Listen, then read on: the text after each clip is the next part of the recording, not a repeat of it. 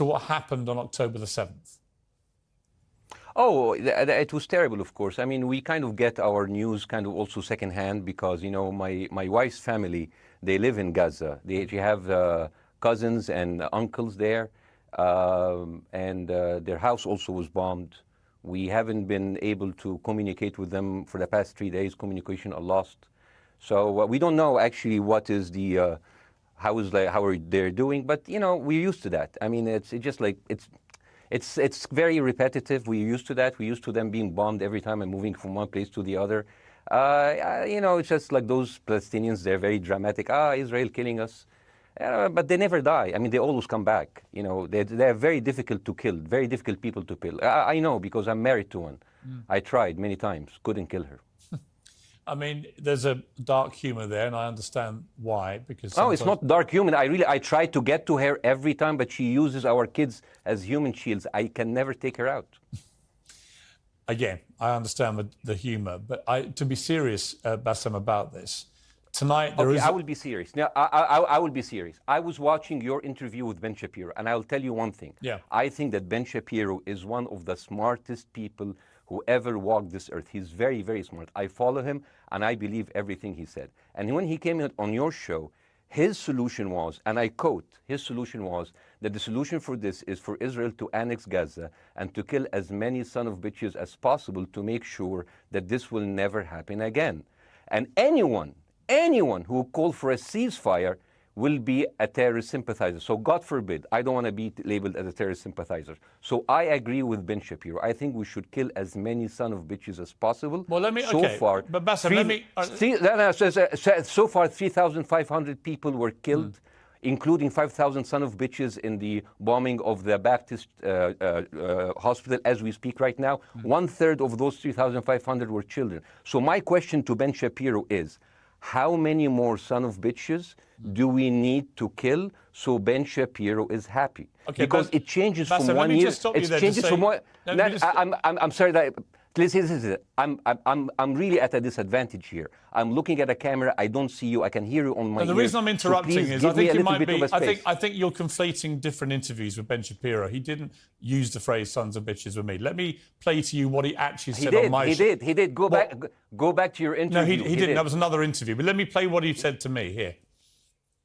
Well, frankly, I don't believe in proportionate response to terrorism. I believe that the way that you stop terrorism is with wildly disproportionate response. That doesn't mean in terms of targeting civilians. It means in terms of killing as many terrorists as humanly possible and allowing them to dictate the terms of engagement by hiding behind civilians in areas that they're supposedly responsible for means that the only option for Israel is to surrender to Hamas's hatred of its own citizens, its willingness to use its own children as human shields. No country worth its salt could ever do that. Now, that is substantively different to what you said he said, right? He's talking there but specifically about Hamas terrorists. I agree with him. The thing is, the question is, what is a proportionate response? Because it has been different from one tier to another. So if you look to this graph, for example, this is the death of Israeli and Palestinians, and it's changing from 1 year to year. It's like fluctuating like crypto. So my question is today, what is the going rate today for human lives? I mean, 2014 was a great year for Ben Shapiro. 88 Israelis were died, and there was 2,329 Palestinians killed on the other side. That is one Israeli for 27 Palestinians. That is a very good exchange rate. What I'm saying is, what is the exchange rate for today? So you guys will be happy. That's my question. Well, it's not me. It's not me, guys. I'm not on either side. No, not you. Like when I say you guys, I say like people on the other side of that. I know that you don't think like that, Piers. You're one of the good guys. But let me tell you something. I mean, the reason that I'm using this is that, I mean, I can't remember what happened in 2014, and there was no music festival, but there must be something. I mean, they must do something. It is their fault. It has to be something. I mean, 2018, 300 Palestinians died. Who's counting, you know? So the thing is, what my question is, let's find what is the exchange rate for human life today so we know, expect the future death of Palestinians and will be happy to it. My response to that would be this, Bassem. I've thought carefully about this because I think it's very tricky for people like me to immerse ourselves into a conflict where we're not directly involved. And I thought carefully about what I feel about this. I feel that the scale of what Hamas did on October the 7th supersedes anything else I've seen in this conflict, really ever. the savagery, the butchery, the slaughter of 1,300 people, the shooting of babies, the 100%. kidnapping of grandmothers, and so on. So if we can agree on that, which I think is inarguable, then the question then becomes, again, about proportion. I don't disagree that there's been a lot of bad stuff on both sides going back historically for decades. But if we agree that this was on a different level altogether, quite deliberately by Hamas, designed to provoke... No, here's my question. Let me ask you a question. And the question, because you raised it earlier about proportion. I honestly don't know what the proportionate response is. I honestly don't. I don't. I've been watching the airstrikes this week thinking... So what's your question? Well, I would ask you, if you were Israel, what would you... If I was Israel? If you were Israel and that had happened to you, what would you think would be the appropriate way for the country to respond? I would do exactly like Israel did, kill as many people as possible, since the world is letting me do it. I mean, I can do it because I can, you know. But the thing is, you know what? I agree with you. And you know what? I'm going to be even ahead of you, because I see the question coming. Do you condemn Hamas for the atrocity? Yes, I condemn Hamas. I condemn Hamas. I condemn Hamas is the source of all evil. They're a reason for everything. And you know what? Let's, for a minute, imagine a world without Hamas. Right. What will this world look like? Let's give this word a name, and let's name this word the West Bank. Hamas has absolutely no control in the West Bank, and since the beginning of this year, only through August, 37 Palestinian kids were killed. No music festival, no paragliding, no Hamas. Since the occupation of the West Bank, 7,000 Palestinians were killed. No music festival, no paragliding, no Hamas. I can go on and on and on and on. No, but you don't need to, because in a way you're preaching to the choir. I've followed this crisis. Oh no, you're not preaching. So the thing is, like, well, in the sense that I know that what you're saying has validity. Of course, Piers. By the way, Piers. I am at a disadvantage here. I can hear you. I cannot see you. I am in a claustrophobic room, and so please cut me some slack and don't interrupt me and interrupt my points. Sure. So, because this has to be fair. Understand. Because if you want to only hear your opinion, I can just condemn Hamas and go home. I can do that. So, do you want to do that, or do you have a much more nuanced conversation? No, I absolutely want to have a nuanced conversation. I wasn't aware I was interrupting you. I thought I was letting you speak. Amazing. So let's. I mean, I would say I really applaud Israel for doing one thing that no military force in the world does. Because I heard Ben Shapiro and I heard Ron DeSantis, and they said Israel is the only military force in the world that warns civilians before bombing them. I mean, how fucking cute. That is so nice of them. Because with this logic, if Russian troops started warning Ukrainians before bombing their houses, we're cool with Putin, right?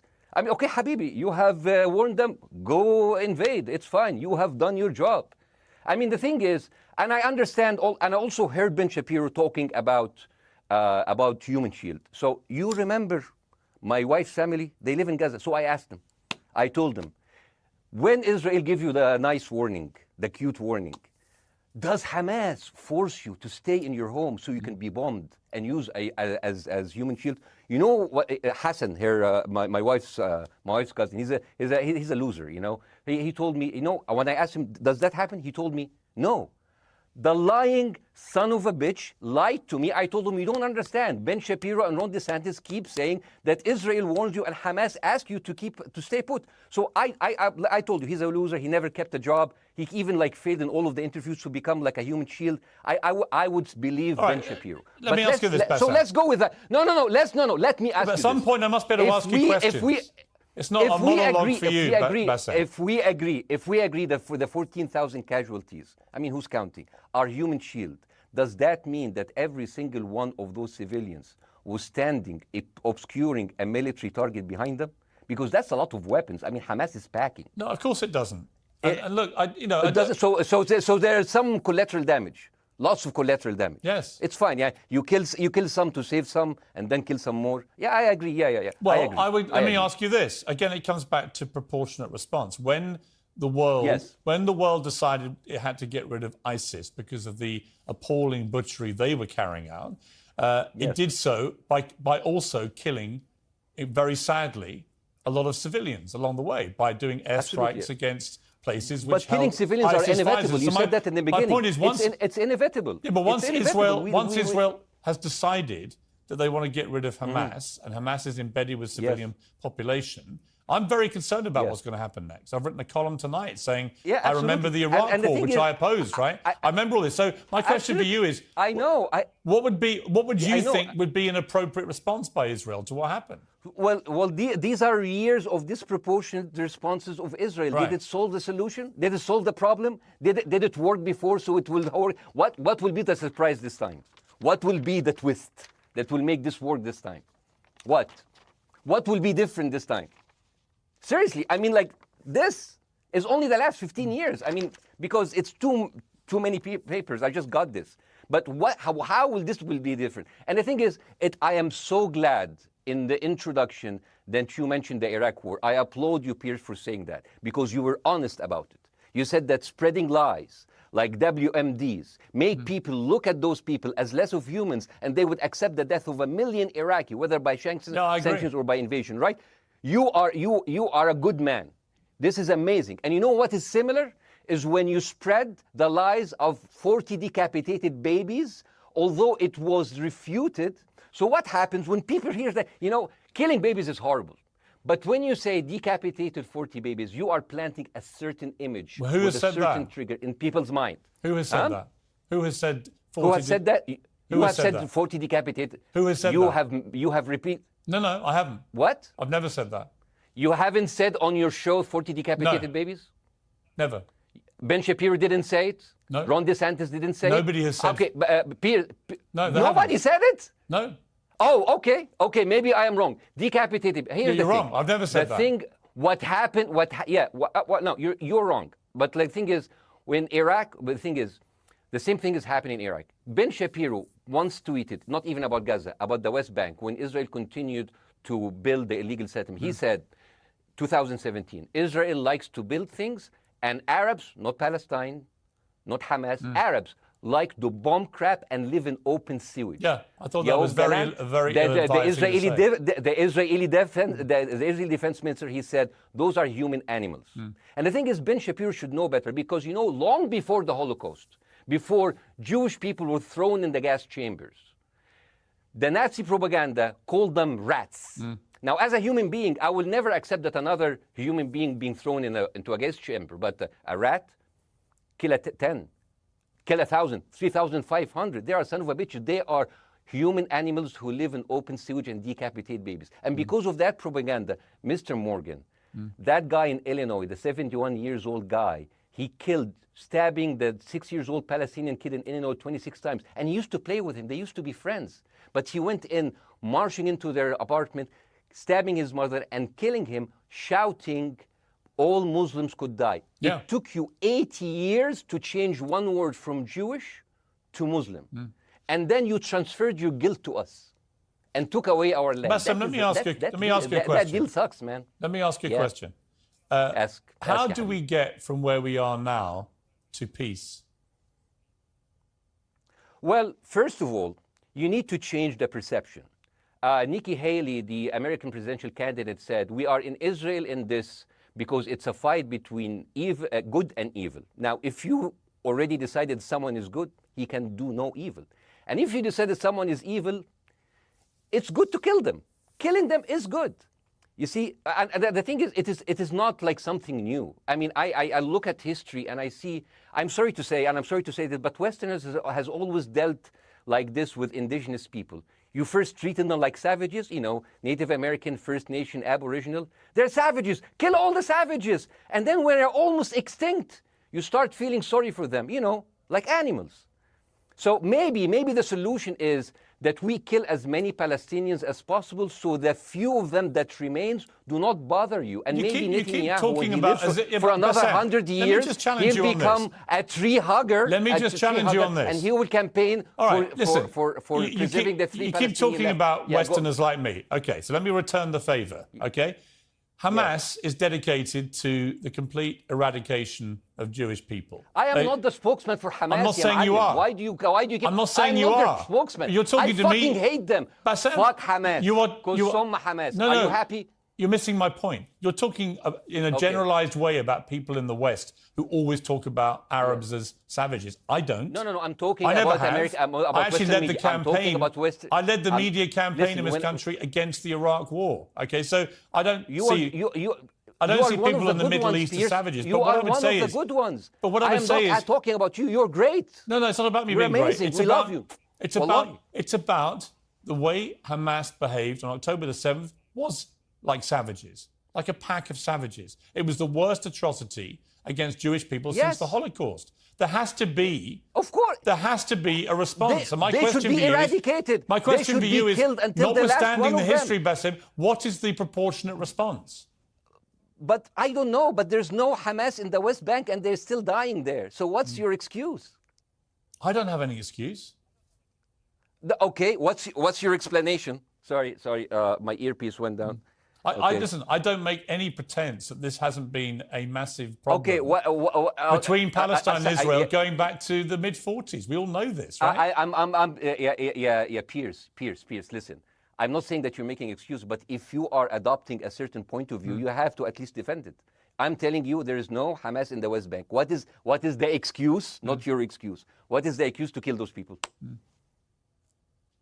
Well, listen, this question of proportionality is one that... No, answer my question. I've been answering your question. You answer mine. It's actually not my job to answer your questions. It's not. Okay, not your job. Not. I agree with you. I'm more interested in you, who has family in Gaza, who's an Egyptian in the Middle East, right? I'm more interested in what you have to say. Okay, I'm telling you. I think Hamas is the problem, okay? Right. Now, let's say Hamas is removed. Let's Hamas. I'm agreeing with everything. You want me to condemn Hamas? I will condemn Hamas, Hummus, Hassan, everybody. Guys, so wait. I can't hear you. The earpiece. Damn. Okay. Oops. Okay. Yeah. Okay. I do need help. I think. Okay. Just go back. Is he there? Go back. You go back. Can you hear me? Okay, go. Thank you, guys. Can you hear Bassem? Yeah, now I can hear you. Okay. So here's the thing. Can you hear? Okay. Yeah. So IZLEMELİ. Let's say, for example, Hamas ceased to exist. Okay. Do you hear me? Yes. Yeah. Hamas ceased to exist today. Now, right now, in Palestine, in West Bank and Gaza, 20% of Palestinians go through Israeli prison system, whether imprisonment, whether interrogation, whether torture, and the rest of them, they live a life of daily loss of land, of homes, of life, and they are suffocated by this. So let me ask you something. If you are a Palestinian living into these conditions for decades, would you sympathize with your oppressor or sympathize with the people who claim they resist them even if they are terrorists? I have made no secret that I think the conditions Palestinians have had to exist under are completely unacceptable. Yeah. I've said that for years. So the question then becomes, how do you forge peace between two warring parts of that region who, for decades, have approached peace, in my view, with mutual sledgehammers, with no actual desire to have peace? And I think it comes down in the end to great leadership. And I don't think there's great leadership. I don't think, well, hang on, let me make my point. I don't think there's great leadership on either side. Where is the Nelson Mandela figure here to come through all this hatred on both sides? Nelson Mandela? Yeah, where is that figure? Nelson Mandela actually have criticized Israel for being a horrible state. All of the South African activists have actually called Israel. My point is about how he responded to a country that was so divided. Is a template for how you get to peace, isn't it? I haven't met Nelson Mandela, so I wouldn't know. But there's a point. There's a very important point here. You know, I want to understand what is the logic of Israel carpet bombing Gaza. I mean, if there's a logic, if this will make Israel safe, I want to hear the logic. So if they continue bombing, what are they hoping to achieve? Well, I think we know what their stated aim is. Their stated aim is to eradicate and wipe out Hamas. They believe Hamas are living predominantly in northern Gaza. They also are aware they're living amongst civilians. So it's an incredibly difficult thing. As I said in my monologue, it is very, very difficult to see how they do this without massive collateral damage. So if I can understand this correctly, basically Israel is doing this to pressure the Palestinian community in Gaza to turn against Hamas. Is that right? I'm sure that's part of it, yes. That's part of it. So this is exactly what terrorist organizations do, because terrorist organizations will have no chance beating a whole nation in battle. So they terrorize and they kill the civilians in order to spread fear and terror so they can turn against their government to change their policy or to resign. You have just compared Israel with ISIS. No, I haven't. I don't see any comparison between It's Israel going to be and the ISIS. headlines tomorrow. Piers Morgan, no, it's Israel not. is ISIS. Only amongst people who weren't listening. The comparison, which course. is more apposite, is ISIS and Hamas. They are both nihilistic Yes, terror groups absolutely. intent on killing as many Jewish people and others as they can possibly kill. And you know what? can't get peace with people like that. Absolutely. You know what? I'm going to do something that nobody done on your television. You know what I'm going to do on your episode? I'm going to pretend that I'm an Israeli citizen. I'm going to put myself in the place of an Israeli settler in the kibbutz. And I want to speak to my Prime Minister, Benjamin Netanyahu. Mr. Benjamin Netanyahu, I have voted for you because you have promised us peace and prosperity and security. On the 7th of October, those son of bitches Hamas, they went into the fence that is regularly heavily guarded. Usually if there's like a dove that comes close to it, it will be shot. Those people went in and they went for 6 hours before IDF forces was deployed, killing our friends, our families, kidnapping our grandmothers and babies, and went in. I want to ask you, Mr. Prime Minister, after you have fractured the Israeli community and you have fucked our courts, our Supreme Courts, what are you doing with the money being given to you, to the United States? Also, you are carpet bombing Gaza with absolutely no regard to our hostages, our people. I heard a rumor in the kibbutz that you're doing that you let that happen as an excuse to carpet bomb Gaza, so you push them into Sinai. And I didn't believe that. That's like, not my prime minister. He can never do that. And then I watched an interview for Danny Ayalon. He was your chief advisor. He was also the Israeli ambassador to the United States. And you know what he said, Mr. Prime Minister? He said that the solution for those Palestinians is to go into a vast land of Sinai and live into tent cities temporarily, temporarily, wink wink, until we build Gaza again, and then we invite you back. يعني عبط احنا بقى. يعني فاهمني؟ We've seen this movie before. So يعني, and when I saw this, I couldn't explain to my fellows in the kibbutz, how come our Israeli government is trading human lives for another piece of land? So as an Israeli citizen, I need to hold my Israeli government accountable. And as an American citizen, I want to know all of these money that we are giving to Israel. We're giving them $4 billion every year. Joe Biden said it's the best investment America ever done. Well, if I am in the place of Joe Biden, I would say, sorry, don't speak. I would say, if I was Joe Biden, I would go down and whisper in the ears of Netanyahu and tell them, I hate bad investments. They haunt me, like Littlefinger in Game of Thrones. But the thing is, this is the problem. Israel always victimizes itself, and I have never seen a victim putting their oppressor under siege and bombing them 24/7. Israel wants you to believe that they are the victim. Dealing with Israel is so difficult. It's like being in a relationship with a narcissistic psychopath. He fucks you up, and then he makes you think it's your fault. All right, you Bassem. look at Israel as Superman, but they're really Homelander. Bassem. Wallahi, they are shooting Bassem, I want to fish say in a one barrel, thing. and they are annoyed with the splashes. Bassem, I want to say two things. One, if you could just slightly mind your language. We are uncensored, but if you keep swearing, I'm very sorry. We have to apologise to viewers who may be offended by that. I apologize. But I understand passions run high, to so let's not get too bogged down about the old swear I word. apologize to the viewers. I apologize to the viewers for my language. My second question is this. After the sight of dead civilians. After the break, we have the managing director of the Daily Wire, which is Ben Shapiro's company. We were going to interview him on his own, but he's happy to come on and talk with you directly if you are prepared to stay. Well, of course, I can stay, but again, I am in a disadvantage, and I would like to have my space to respond. Okay, we'll come back after the break. Because here's the thing. There's Bassem, two things we're I want going to go to a break. All right. When we come back from the break, we'll be you and Jeremy Boring from the Daily Wire. I have news. We're taking a short break, Bassem. I'll be back. Hi, Jeremy. Please say hello to Ben Shapiro, and please tell him that I do think he is the smartest person to ever walk the earth. Thank you so much. So, as response to Jeremy, I agree with everything you said. I mean, what is disproportionate? I mean, he just used the examples from Second World War and America, showing that civilian casualty is. I mean, I heard his voice. He was very sad, and as he was telling us, it is so inevitable to kill so many civilians because it's something that we cannot avoid. I hear the sadness in his voice, and I know that it's a very difficult decision to kill all of these civilians because that's for a higher cause. And I understand, but my question, I have two questions. The question is, how can you justify the killing in the West Bank where Hamas does not exist? And if the disproportionate response during over all of these years have actually worked, what will be new this time that did not happen before? I just want to. That was my question. Okay, that was my question. I'm gonna. Okay. So now, if I ask the question, can I say something on my side? Well, a little bit personal. Bassem, with respect, a little bit personal. Bassem, with respect, I gave you half the show to have your side. Jeremy's had a lot less time. I'm going to have to. You want me to leave? Bassem, I'm going to have to let you go because we've been on there with you for 40 minutes. Okay. Now, bye. Right? But listen, bye.